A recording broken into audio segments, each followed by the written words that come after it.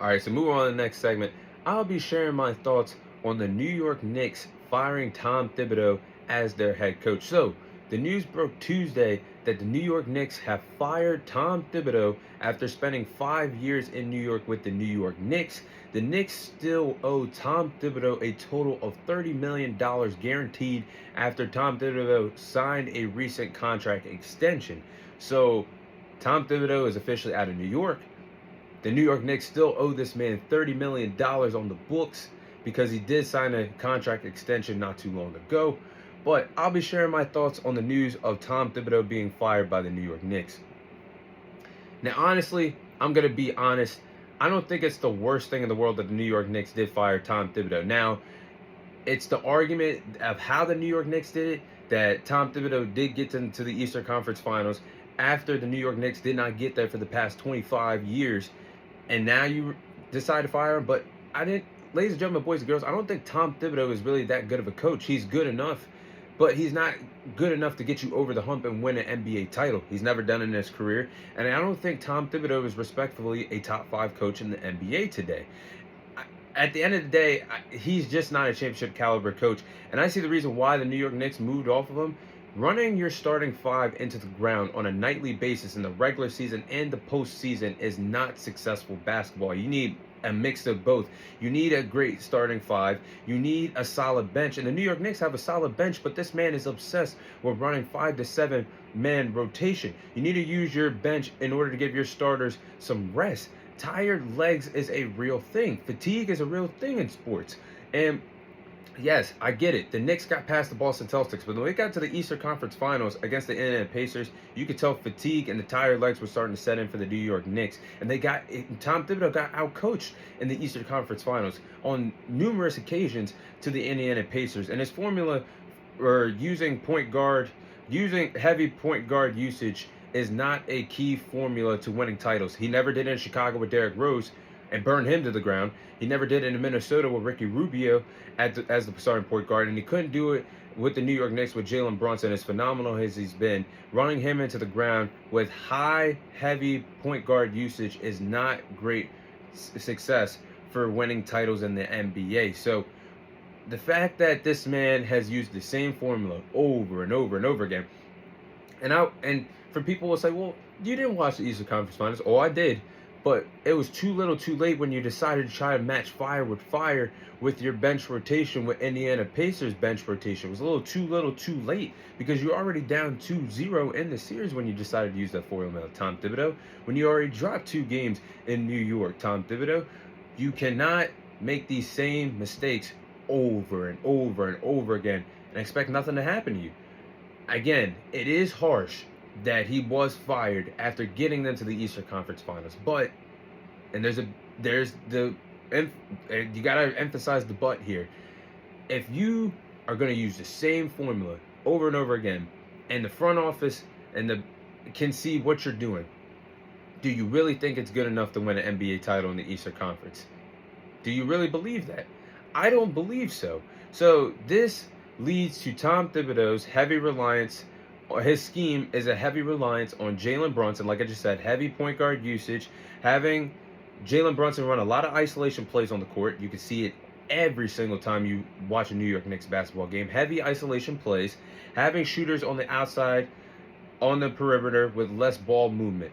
You need ball movement in order to win title. This is how you get the whole team going offensively. It's not the Jalen Brunson show. And I understand there's more players than just Jalen Brunson. Karl-Anthony Towns had a big role offensively as well. But in the playoffs, if you're going to run the same formula and not get others involved, teams are going to catch on to that.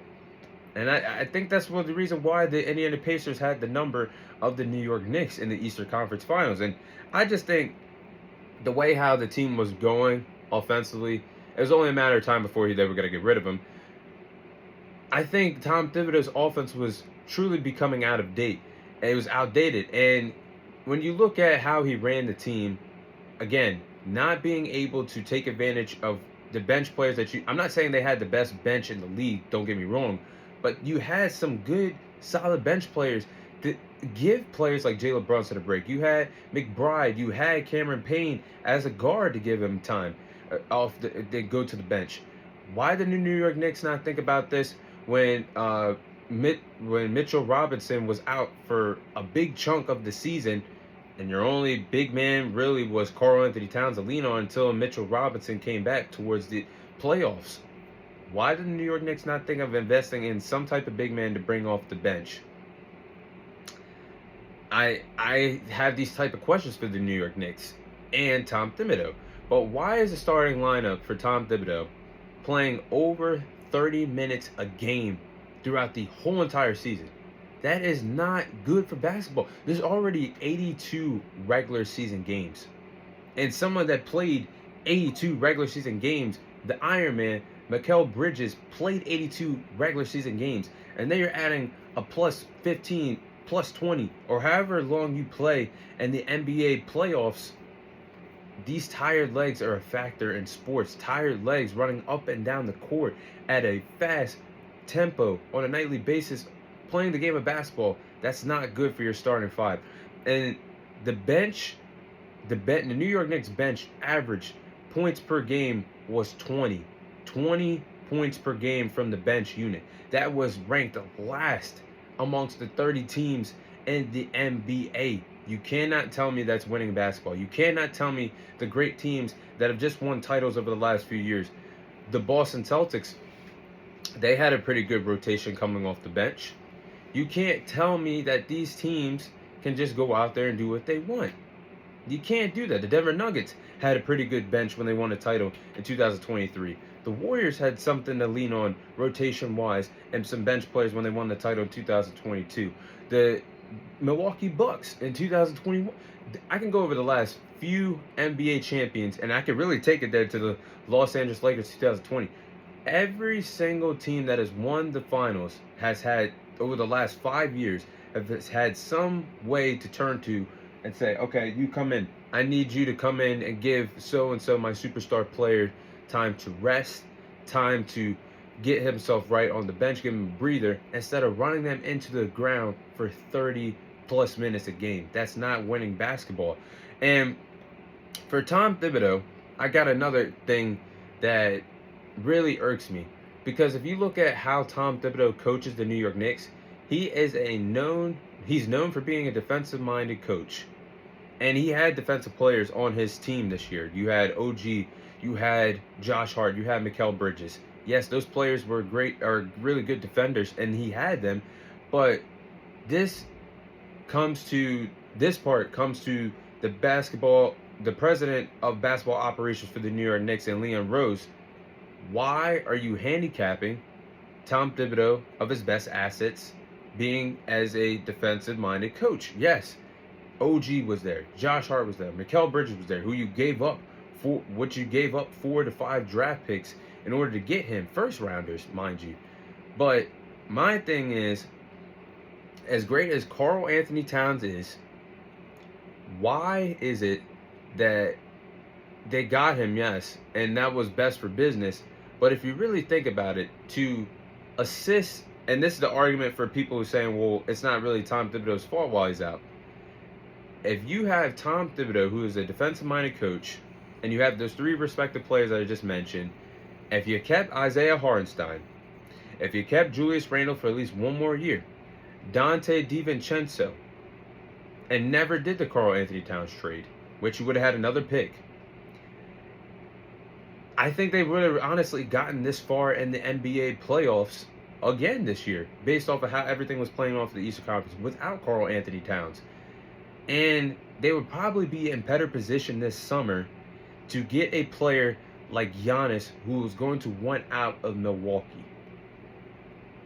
Now that part I will defend Tom Thibodeau for, because he is a defensive-minded coach.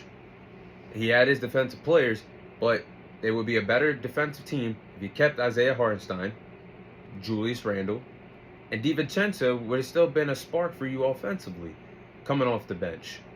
So, what you could have had Giannis this summer and gave up some assets, but now you're stuck. Now you can't get a two-way player like Giannis that would really be great defensively on the court and in transition play as a two-way player. So the Knicks got some things to think about of who's going to be the next head coach, what they're going to do this summer.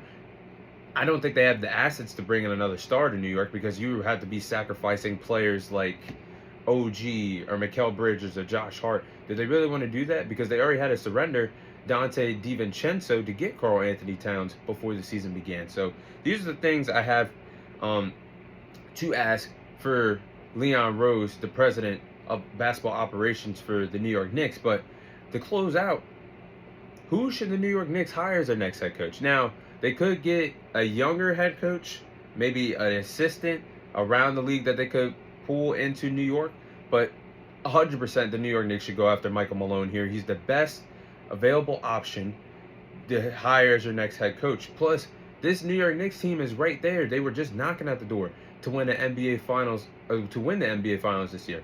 Michael Malone has the playoff success. He has the championship caliber experience. He just helped the Denver Nuggets win their first and only NBA title in their franchise history in 2023. I think that's a massive upgrade over Tom Thibodeau, respectfully, in the coaching department.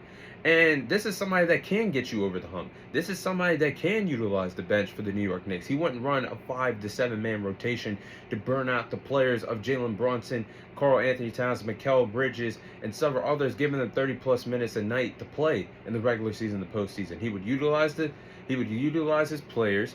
He would build a solid rotation.